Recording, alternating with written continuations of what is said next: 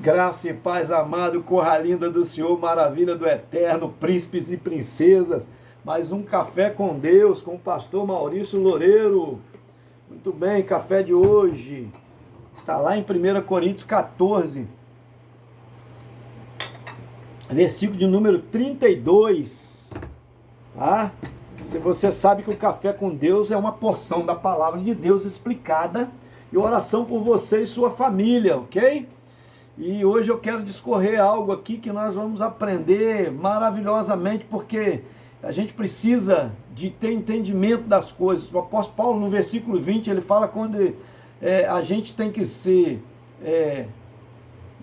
menino, não sejais menino, ele diz no versículo 20 aqui, irmãos, não sejais menino no entendimento.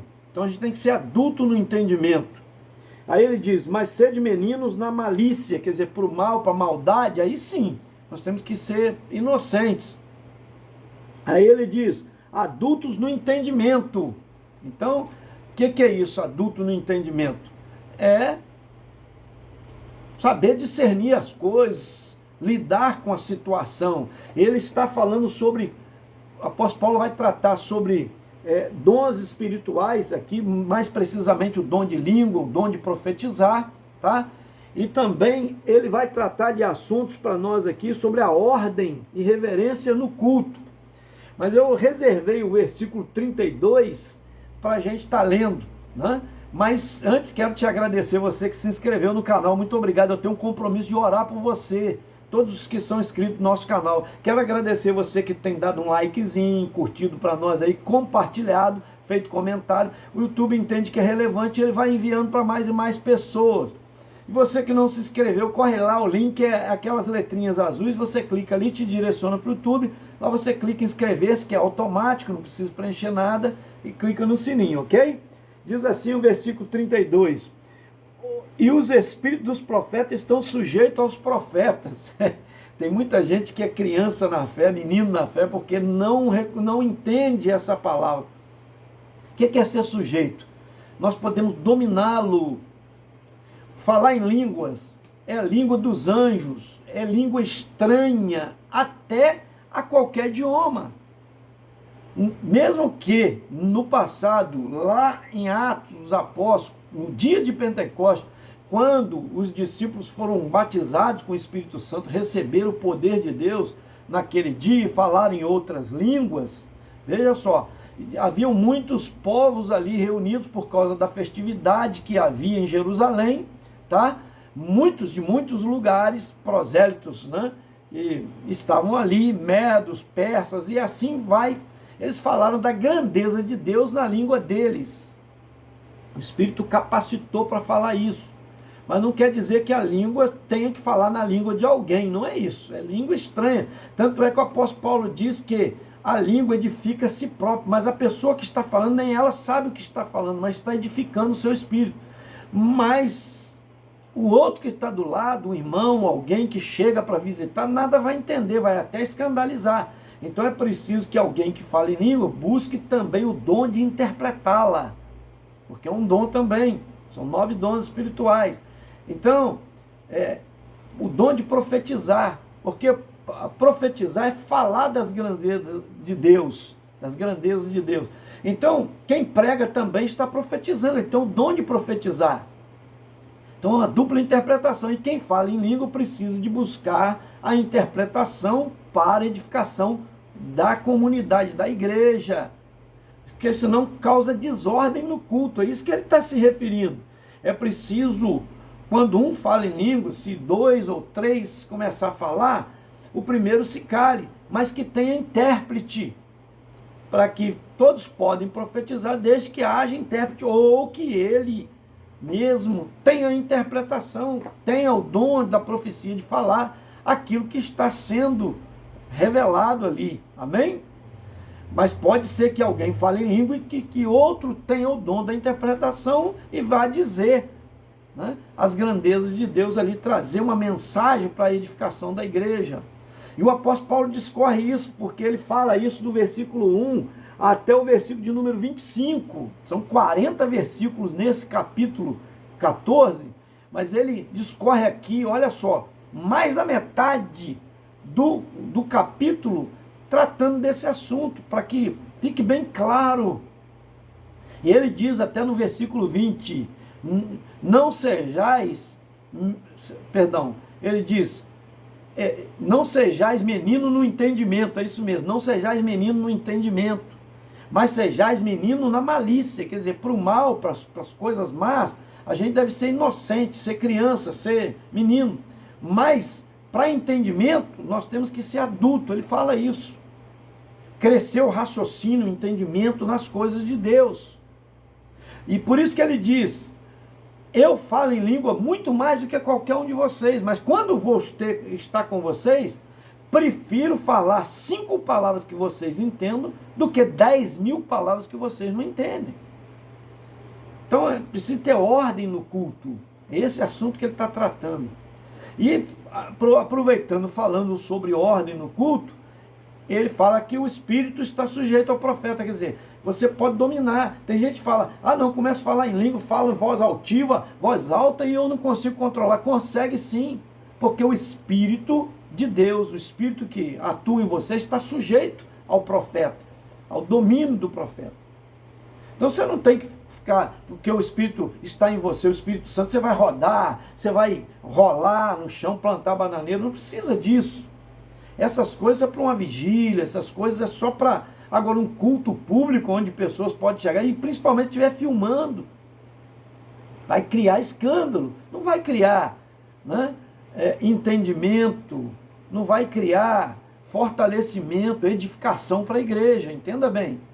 Então é preciso, aí que as pessoas olham e falam lá, são meninos, quem entende, tem entendimento, fala, é menino na fé, criança, não cresceu espiritualmente.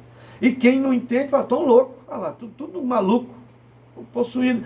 Fala de pessoas que recebem espírito em outros lugares, estão recebendo, olha lá. Está entendendo?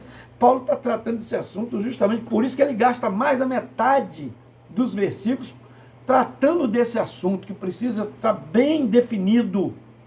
Agora, ele traz até um versículo polêmico aqui, que é a partir do versículo de número... Ele vai tratar agora sobre a reverência no culto, a ordem e a reverência no culto, a partir do versículo 26 até o 40. Então, tem um versículo aqui, que é o versículo de número, eu gostaria de destacar com você, 34, tá? Que já está na parte aí da ordem e reverência no culto. Ele diz assim, que é polêmico, então a gente precisa esclarecer, está escrito aqui, as vossas mulheres estejam caladas na igreja, porque não lhes é permitido falar, mas estejam sujeitas, como também ordena a lei. Então ele está dizendo, olha só, tem uma versão que diz assim, não permito que as mulheres falem na igreja, que elas fiquem caladas. Então, por isso que eu falo, um texto sem contexto é mero pretexto, a gente tem que entender o que o apóstolo Paulo está dizendo. Ele não tinha esse entendimento que a mulher não podia falar na igreja, não é isso, tá? Ele está falando aqui, você vai entender bem claro que eu vou te colocar, dar um versículo aqui para você compreender, trazendo o respaldo. Ele está dizendo, eu não permito que as mulheres dominem sobre os homens, ensine os homens, os profetas, advirta os profetas, chame a atenção, exorte os profetas, é nesse sentido. Tá? Por quê? Porque no capítulo 11, lá o versículo 3, para você ter uma ideia, olha só, capítulo 11, já passamos um café com Deus a respeito disso. Diz, mas quero que saibais que o Cristo é a cabeça de todo o homem, e o homem é a cabeça da mulher, e Deus é a cabeça de Cristo. Olha o que diz o versículo 5. Mas toda mulher que ora ou profetiza com a cabeça descoberta, desonra a sua própria cabeça, porque é como se tivesse rapada. O que ele está dizendo? Mas toda mulher que ora ou profetiza, ele está falando do culto. A mulher que ora e profetiza na igreja, ela precisa estar com a cabeça coberta, usando o véu. Lembra que nós conversamos sobre isso? Então, como que se ela profetiza, ele não permitia que ela falasse? Você está entendendo? Há uma incoerência.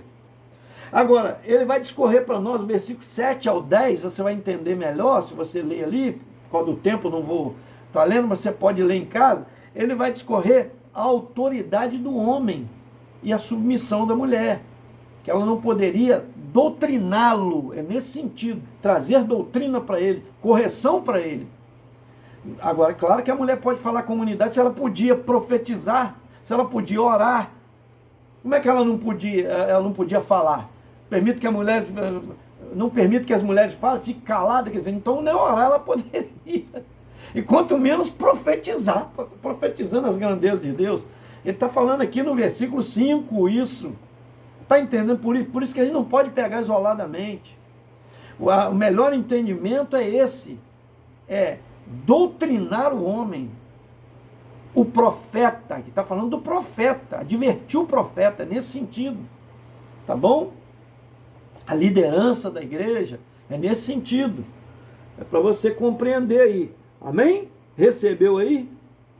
Então, que as mulheres julgassem os profetas, né? Isso que ele não está permitindo.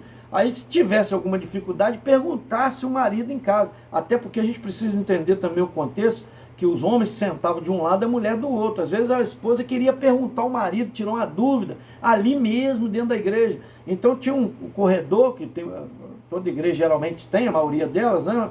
Tem uns bancos de um lado, bancos do outro, ou cadeira de um lado, cadeira do outro. Pelo menos as mais tradicionais são assim. Hoje tem todas, né, às vezes diferentes, várias cadeiras, tudo junto.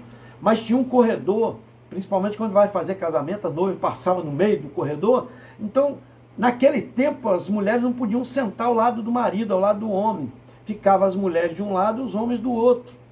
É nesse sentido, às vezes ela queria perguntar, causava discussão ou atrapalhava o andamento do culto, ou alguém que estava lá cantando, tirava a atenção do povo que estava atrás, ou alguém que estava pregando, ela estava falando. Então pergunte o marido em casa. Amém?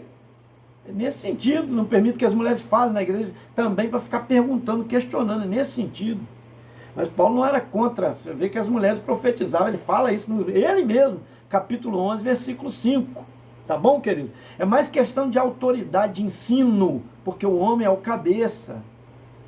Assim como Deus é o cabeça de Cristo, ele fala, Cristo é o cabeça da igreja. Então a igreja submete a Cristo, assim também a mulher submete ao marido. Ele fala isso também no verso 7 em diante, como eu disse, lá no capítulo 11. Só para você entender, tirar essa polêmica, esclarecer essa polêmica, tirar essa dúvida, ok?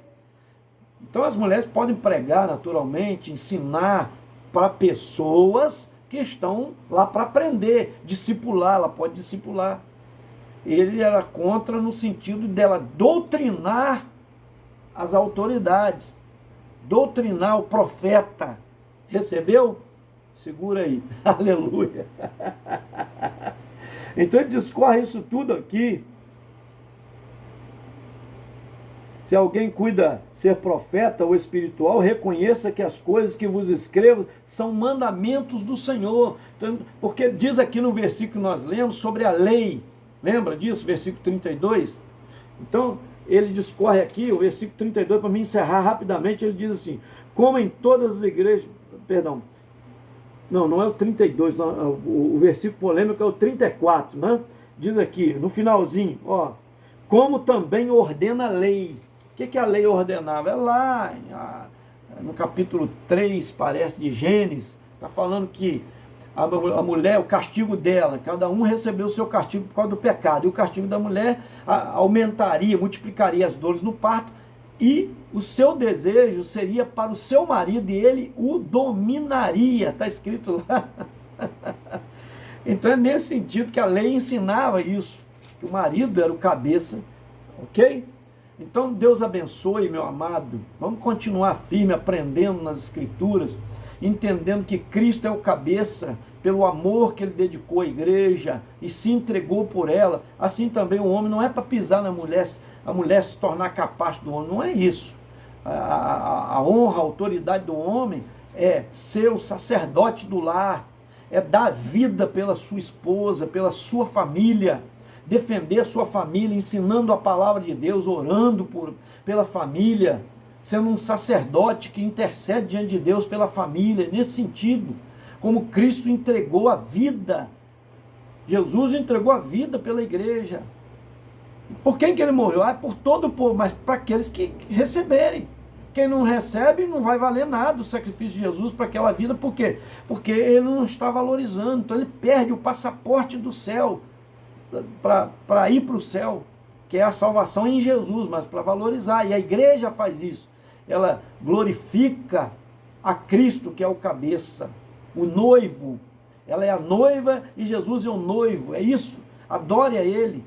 Assim como Cristo entregou, deixando-se torturar, levando chicotadas, coroa de espinho, cravaram as suas mãos, seus pés naquela cruz que ele carregou até o alto do Calvário, assim nós devemos entregar nossa vida pelas nossas esposas, pelos nossos filhos, fazer de tudo para que eles sintam bem, protegidos, e ser um intercessor, um mentor espiritual na nossa casa, amém? Que Deus te abençoe em Cristo Jesus. Eu quero orar por você. Pai, toma nas tuas mãos essa vida e abençoa de uma maneira tremenda e maravilhosa.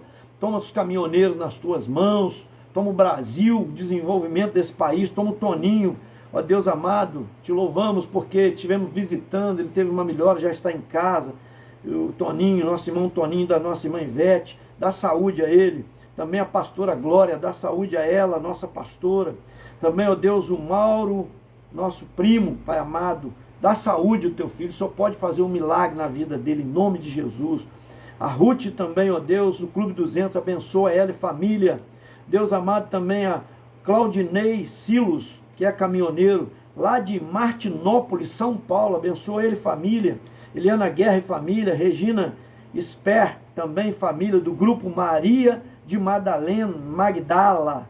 Deus abençoa ela e família. Luciano Suelen Corguinho e família, a Jaqueline Leite de Souza e família, o Lucas de Boer, do grupo Muçulmanos para Cristo, abençoa ele e família, e a Rosaura Ruiz, que aniversariou ontem também, meu Pai, abençoa ela lá do Carmo e família, em nome de Jesus nós oramos agradecidos. Foi mais um Café com Deus, gente, senta o dedo aí, me ajuda aí, vamos